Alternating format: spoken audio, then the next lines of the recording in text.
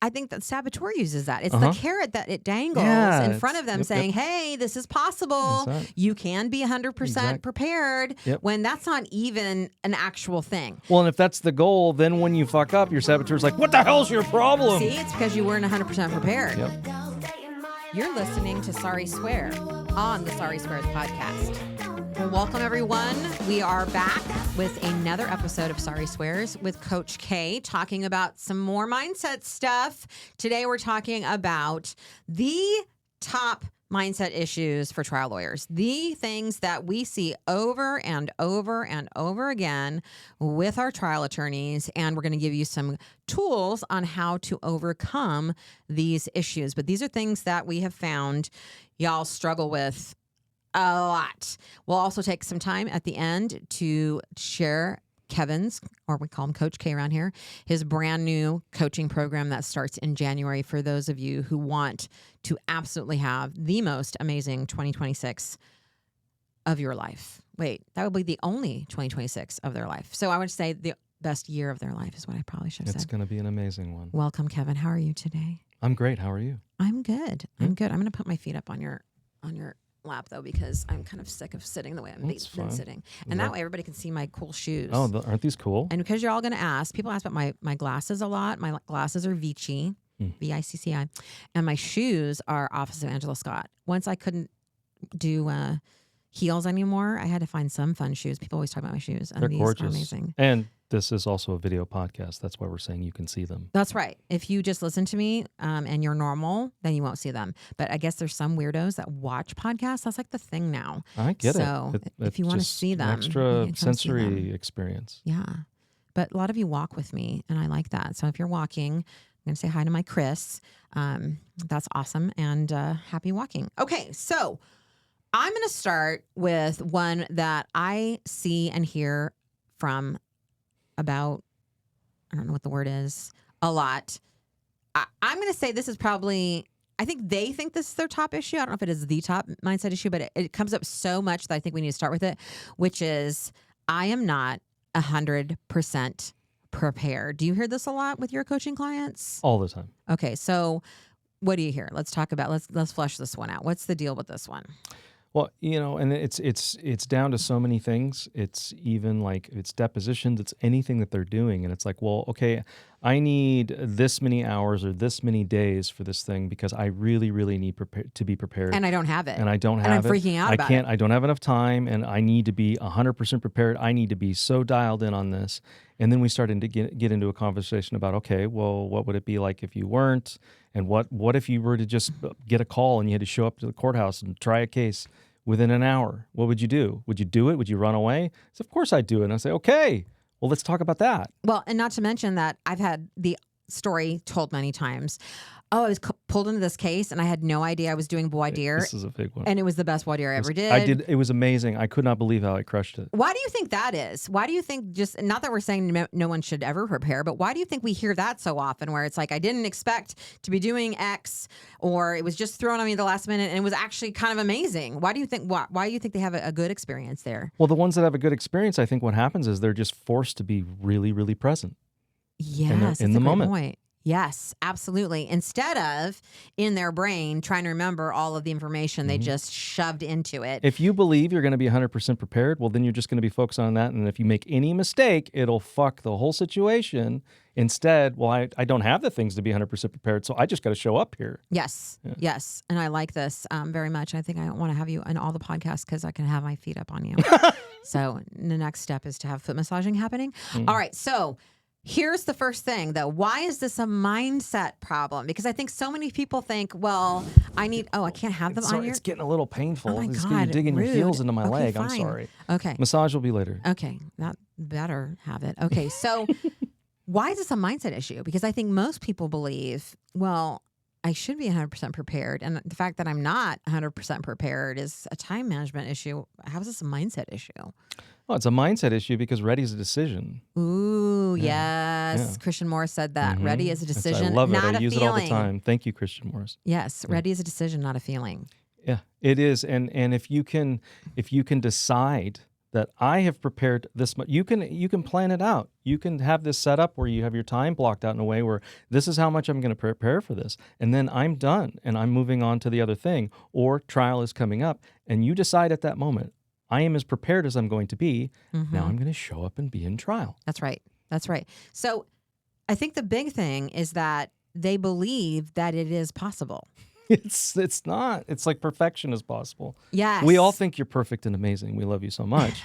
But I don't think they're perfect, but I like them not being perfect. I like to think of them as perfect because they just are. They're just so wonderful and they perfect. Are wonderful. Yeah. Yes. But I think that saboteur uses that. It's the carrot that it dangles in front of them saying, hey, this is possible. You can be 100% prepared when that's not even an actual thing. Well, and if that's the goal, then when you fuck up, your saboteur's like, what the hell's your problem? See, it's because you weren't 100% prepared. Yep. So it's a losing case all the way around, which is why I love Christian Morris's quote there, which we use quite a bit. Because it's a decision. It's something where you decide, because of course we could prepare forever. We could keep preparing. There's an endless amount of things we could read and do. Speaking of the do piece, though, I don't ever see them saying this about how much they should be practicing. They're not like, oh my gosh, I need to be 100% prepared on my feet. No, it's always something they're reading or having to know. I mean, if they're all like 100% practiced. Right. They don't ever say that they need to be 100% practiced. Not that I think that's the thing either. But if they were having to decide between shoving more information in their brain versus getting up on their feet and actually getting prepared that way, I'm going to say that's where they should spend their time. Yep. Yeah. Yep. That's why you don't sit and type out your opening. You get on your feet and fucking do it. That's right. Yeah. That's right. So how do they manage this mindset problem? That's belief that they can be 100% prepared and that they should be 100% prepared. What would you say?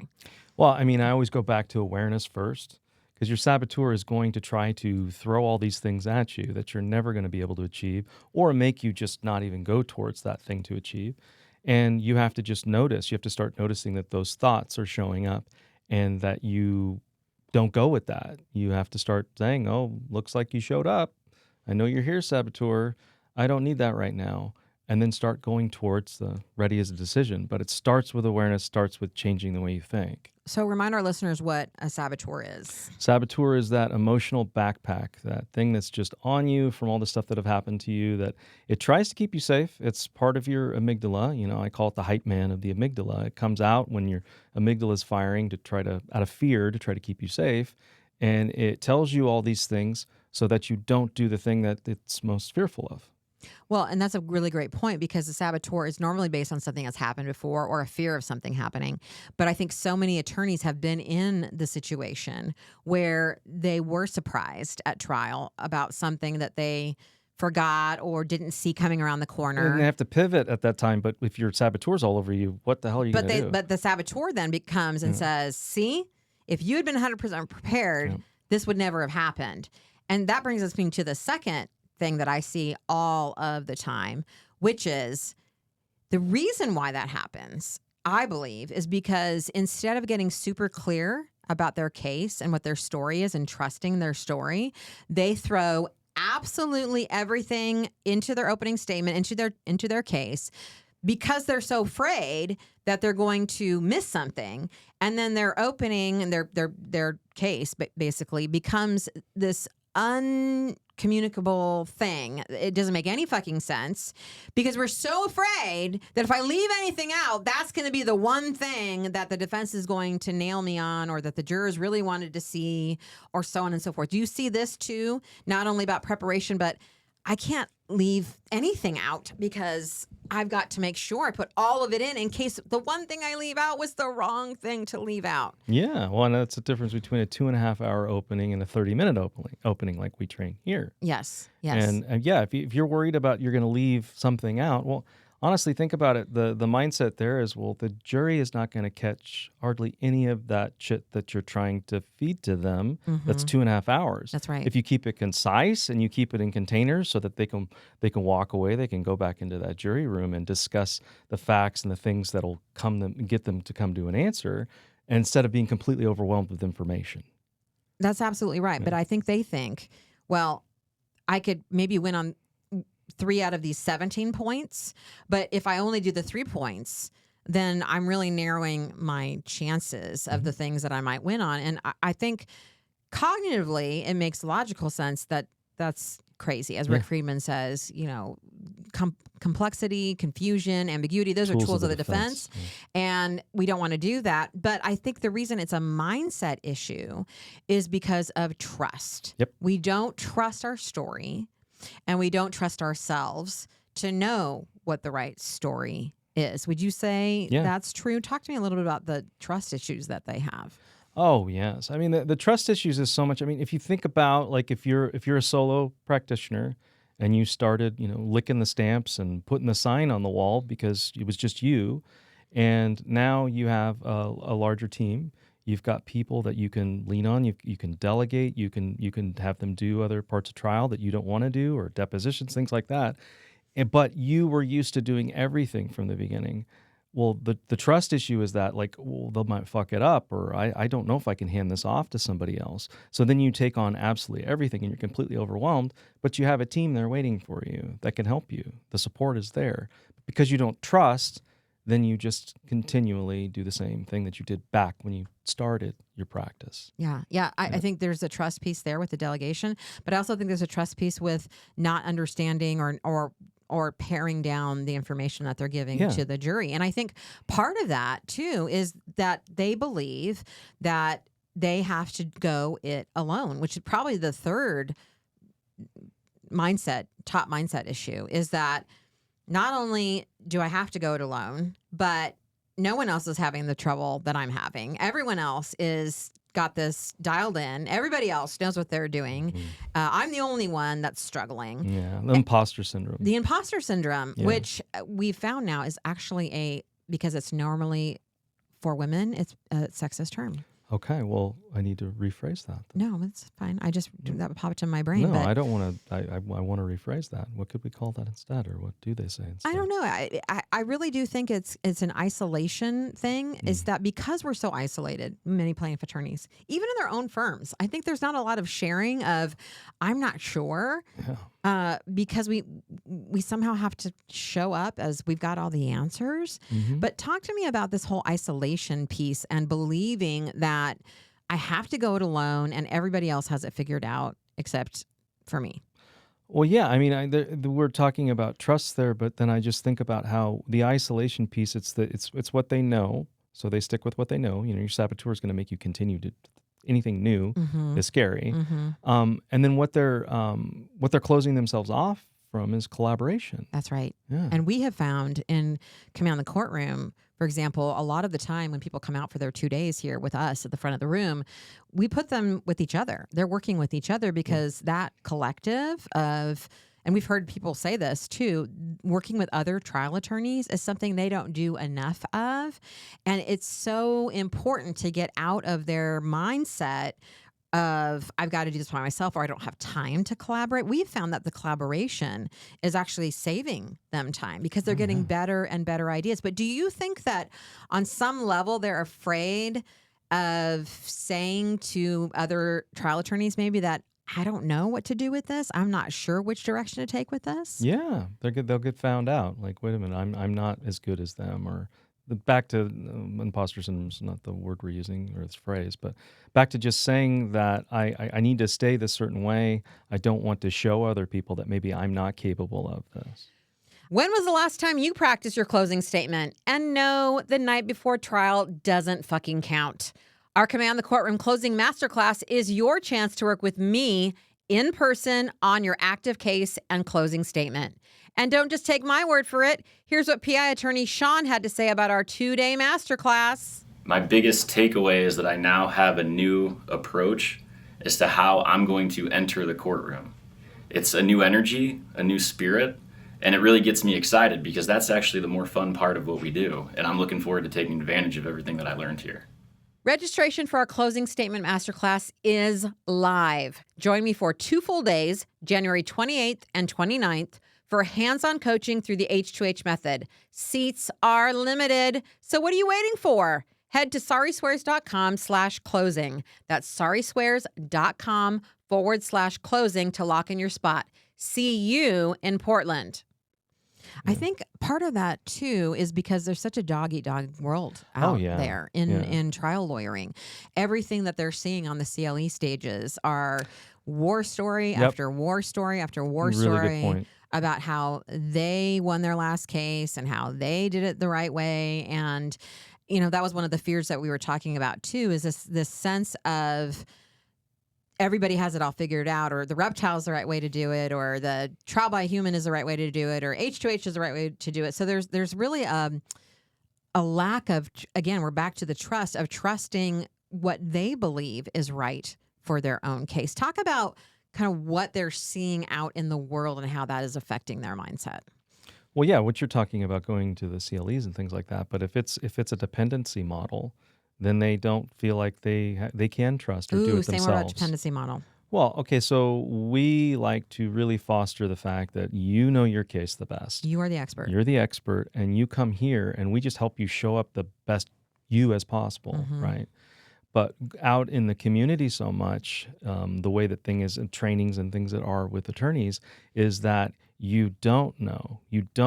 We know. So if you come to us, we will teach you. Don't try anything else. In fact, don't deviate. We'll take your case over for you. Exactly. Because you're too stupid to try it yourself. I'm sorry. I hate that shit. It's really counter to what we believe. Yes. So if we look at the top 3 mindset things, you know, I have to be 100% prepared, and I'm not. Right? That's a thing that is achievable, and I'm not doing it. And what was our second one? Our second one was, oh my gosh, now I forgot what our second one was. So we were 100% prepared. There's the trust issue, and then the isolation. Yes, there we go. Yes. So how again do they overcome these issues in their lives? So the first one you already talked about, but let's talk about how to trust their story, how to trust themselves, how to trust their instincts. How do they develop that trust in themselves so they can get out of that mindset of, oh my gosh, I've got to throw everything in my opening, or oh my gosh, I've got to do X, Y, Z because otherwise I'm going to lose. They have to risk. They have to play. I love they have your to answer. do all the things. They have to just try. They have to try. And we look at it as play is because so much of the time when you're with us, it is approached that way because you play here. And then when you go out to trial, you know, you work all the shit out here, you go out to trial and then you really show up, but you can play here. You can really play and work it out. And it's this learner's brain, this kind of on your feet learner's activity, this science experiment, if you want to call it, but it's in a very playful nature. And you jump, you leap, you risk, you play. It's fun. It's exciting, but this is the practice so that you will go and do the things and not just stay inside your small office and never leave and read. Well, the reason I love that briefs. answer is because you're very cute today. But the other reason I love that answer is because people want a shortcut. Yep. They're like, how do I trust myself? And I'm like, you got to test that shit. You got to actually go and decide, hey, I want to try this. Again, something that you have tried out or thought through, not just take from somebody else and go do it because they told you to do it. And right, something where it's resonating with you. You really like, this feels like the right thing to me. And you have to go out there and you've got to test that. And you've got to see that even if it doesn't turn out right, that you can handle it. And if it does turn out right, great, you're going to learn from that as well. Yep. And that's the thing I forgot to say in the last time we podcasted together is that this whole concept of they learn more from their failures than their success, which is bullshit. The research has shown we learn more from our success by building on it. But they got to test that shit. The way that you have trust in yourself, the way that you do or that I do. I remember when we first started, you were terrified to be thrown in front of our clients. You're like, who am I to be talking to trial attorneys? And I was like, I just kept throwing you in. I'm like, figure it out. Because that's the way I like to train people. Exactly. Figure it out. And now you're like, yeah, I can do this. But it's not something I could have been like, you know what? Just you have to have trust because you didn't have trust until you tested it. You've got to prove this you have to prove this to yourself. That's right. You don't have to prove this to others. You prove this to yourself. You continue to prove this to yourself, and you grow from that. That's right. Yeah. You keep good or bad. And we don't even say good or bad. We're like win or lose. Both of those are neutral. It feels better to win, but both of those are neutral outcomes. Really, you just have to keep going out there and trusting yourself. I know people have come in and said, hey, sorry, I know you say to do this in the opening, but I'm really feeling this. I'm like, great, let's go for it then. Or I'll say, well, if you do it that way, you got to think about this and this and that. But it's all about trusting yourself. That's why when I hear people go, you can't trust your instincts, it makes me want to just fork myself in the eyeball. Like, stop telling attorneys that they already worry about trusting themselves. I think that's the one thing you have left is yourself and your trust in yourself. Okay. Well, and the instincts piece, if you're on your feet and you're working through the stuff and you're playing around with it, all that stuff lives in your body. Those That's right. instincts are going to show up. And you're testing it and trying exactly. it and doing and you're it. collaborating with others and like, wait, hold on a second. I heard you say that, but what about this? And these ideas just start flowing. The collaboration is such a huge thing. Which is our third thing. So how do you get out of the mindset of, I got to go it alone because I'm the only one struggling and everybody else has it figured out? So the answer to that is collaborate. Yeah, start doing it. Do it. Yeah, I have a client that they were like, I'm in this small office, and it's weird. I'm working on these big cases, but I'm in this tiny little office right now, and I don't know what to do. It's really affecting my mindset and the way I'm approaching things. And we just started talking. They're like, you know what? I'm going to break down these walls. Actually, there's another space on the other side. And they literally breaking a wall. broke down walls, and they opened up the space. And once they did that, they realized in this office space that they're in the building, there were a bunch of other like-minded attorneys. So they started collaborating with other attorneys. And all of this started happening. And it started with, I was in this small isolated space. Well, what do? I break down some walls. Next thing you know, I'm working with a bunch of different attorneys on different cases, and we're collaborating. But you can start from that place, and you can expand out into something really, really huge. It just takes you to take those risks and do it. And I think that's why H2H Crew exists, because it's magical. Wouldn't you say it's magical here at Coming on the Courtroom? Really even more so than online, but when people get together and the ideas that they come up with and the way they support each other, people continue to say, somebody just said it the other day, they're like, I love this community you've created because we can risk here, we can try things, and we get so much support and love from you and from Kevin and from each other. And so that's a place to start. In fact, we were just talking about that in January, we are going to be doing, and I've been threatening this for a long time, we're going to be doing group dynamics. Yep. I'm going to be teaching group dynamics, how to form your group, how to identify members of your group. We're going to be talking about cats and dogs. I'm going to be forming an actual jury in front of your very eyes live in Q1. So get in the crew. Go to go to sariswears.com/play if you want to join the crew and get some of this collaboration. But before we go, I want to make sure that you learn a little bit more about Kevin's brand new coaching program that starts in January as well. Tell us about that. Yeah, I have a new program I'm doing, and it's a curated coaching program where we meet together in the first session. It's a longer session, and we really, really define and shore up your goals and what's getting in your way. Exactly, and what's getting in your way. And then all of the stuff that Sari and I have culled together over the years, tools and different ways to coach, I take those tools and I focus them on your specific goals, and we create a program that is designed just for you. And then there's some bonuses There's as well. bonuses, yeah. I have a 90. And there's more. There's more. I have a 90-minute call that I'll be doing with all my clients, and we'll be focusing on topics of the month that are around all kinds of different issues and money and time and things that we deal with, letting go of the outcome. But we work with it all together, and there's group coaching and then teaching and that's just an added bonus you get with the program. So you can drop in or not. Yeah, you can drop in or not. It's it's optional. And then there's in addition, we're talking about these in-person things. Well, there's a 2-day mindset retreat that's going to be awesome. Yes. And the cool thing is that these drop-ins that you're doing into this 90-minute call, well, these same people will be coming out here to do the 2-day retreat. So they're going to get this program that's designed to help them overcome their obstacles by meeting with you as their coach twice a month. They can drop in on these group calls to learn about money, time management, overwhelm, all the things. All kinds of things. And then they get to come out for a 2-day retreat. Yeah. That sounds pretty awesome. It's going to be a fucking fantastic program. You can go to sariswears.com/coaching, and there you can even get a sample session with Kevin if you want to check it out or just ask some questions. But that starts in January. So get going and get enrolled in that program. Well, it's been fun having you so many times here. Fun. Let's do some more of this in 2026. Definitely. Sorry, my feet are so heavy. It was the heels. Have them on. They're not even heels. They were digging the wood into my shins. Jesus. Okay. I'll Love make it you up all. Talk to you soon. Goodbye. Ever wish you had a place to practice your trial skills and connect with other lawyers who get it and connect with me? Grab your seat in the H2H playground. It's where you get real coaching, community, and strategies to actually grow your practice. Head to sariswears.com/play and get enrolled. Until next time.